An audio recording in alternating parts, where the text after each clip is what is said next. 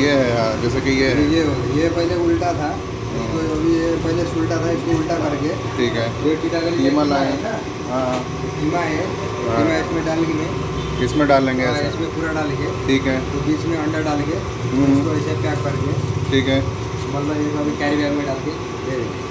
अच्छा ये इसके साथ नहीं कुक करने का इसको, हाँ इसके साथ नहीं कुक करने का इसको, हाँ। कीमे को इसके साथ नहीं कुक करने का, ऑलरेडी कुक है वो। हाँ, ये इसको पहले उधर हाथ डाउन करके इसको पहले फुल पकाने का, ठीक है। कीमा आपका इधर रेडी है बराबर? हाँ यानी जैसे इसके ये अंदर ready है। हाँ इसके अंदर डाल के नहीं कुक करना। नहीं मतलब नहीं नहीं नहीं, ये कितने ग्राम का है?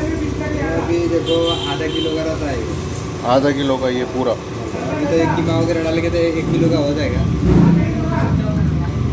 अगर ये अच्छा, बात अच्छा। धंधा जम गया ना, अगर अच्छा अगर कीमा बना के नींबू वगैरह डाल के एकदम अच्छा मस्त हो गया ना। ये कितने ग्राम का है ये वाला? ये अपना तंदूरी 800 ग्राम 900 ग्राम? हाँ, ये 600-700 ग्राम रहता है।